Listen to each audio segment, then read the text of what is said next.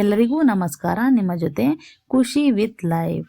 ನಾನು ಈ ದಿನ ನಿಮಗೆ ಇನ್ನೊಂದು ದೇವಸ್ಥಾನದ ಪರಿಚಯವನ್ನು ಮಾಡಿಕೊಡುತ್ತೇನೆ.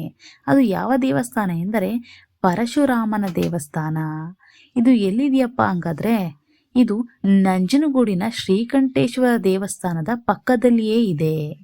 1 ಕಿಲೋಮೀಟರ್ ಅಂತರದಲ್ಲಿ ಈ ದೇವಸ್ಥಾನವನ್ನು ನಾವು ಕಾಣಬಹುದು. ನಂಜನಗೂಡಿನ ನಂಜುಂಡೇಶ್ವರ ದೇವಸ್ಥಾನದಲ್ಲಿ ಶ್ರೀಕಂಠೇಶ್ವರನ ದರ್ಶನ ಪಡೆದ ನಂತರ ಈ ದೇವಸ್ಥಾನಕ್ಕೆ ಬಂದು ದರ್ಶನ ಪಡೆಯುವುದು ಅಂದಿನಿಂದಲೂ ಬಂದಂತಹ ಒಂದು ವಾಡಿಕೆಯಾಗಿರುತ್ತದೆ.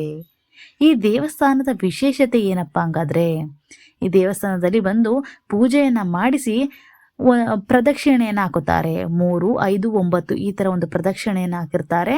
ಅದಾದ ನಂತರ ಬೆಲ್ಲ ಮತ್ತು ಉಪ್ಪನ್ನು ಕೊಂಡೊಯ್ದು ಪೂಜೆ ಮಾಡಿಸಿ ನಂತರ ಅಲ್ಲಿರುವಂಥ ಒಂದು ನದಿಗೆ ಬಿಡುತ್ತಾರೆ.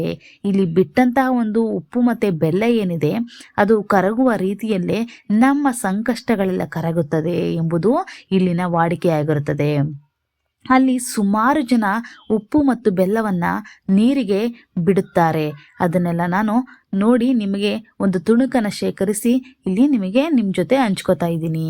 ಸೊ ನಿಮಗೂ ಅಷ್ಟೇ ಏನಾದರೂ ಕಷ್ಟ ಇದ್ದಲ್ಲಿ ಬಂದು ಈ ಒಂದು ನದಿಯಲ್ಲಿ ಉಪ್ಪು ಮತ್ತು ಬೆಲ್ಲವನ್ನು ಬಿಡುವುದರ ಮೂಲಕ ನಿಮ್ಮ ಒಂದು ಕಷ್ಟವನ್ನು ಪರಿಹರಿಸಿಕೊಳ್ಳಿ ಅಂತ ಹೇಳ್ತಾ ಈ ಒಂದು ವಿಡಿಯೋವನ್ನು ನಾನು ಇಲ್ಲಿಗೆ ಕೊನೆ ಮಾಡ್ತಾ ಇದ್ದೇನೆ. ಮುಂದಿನ ಸಂಚಿಕೆಯಲ್ಲಿ ಇನ್ನೊಂದು ದೇವಸ್ಥಾನದ ಅಥವಾ ಇನ್ನೊಂದು ಪ್ರಸಿದ್ಧ ಪುಸ್ತಕದ ಒಂದು ಒಡನಾಡಿಯ ಜೊತೆ ನಾನು ನಿಮಗೆ ಸಿಗುತ್ತೇನೆ. ದಯವಿಟ್ಟು ಈ ವಿಡಿಯೋವನ್ನು ನೋಡ್ತಾ ಸಬ್ಸ್ಕ್ರೈಬ್ ಮಾಡ್ತಾ ಹಾಗೆ ಲೈಕ್ ಕೊಡ್ತಾ ಕಮೆಂಟ್ ಮಾಡ್ತಾ ಇರಿ. Thank you.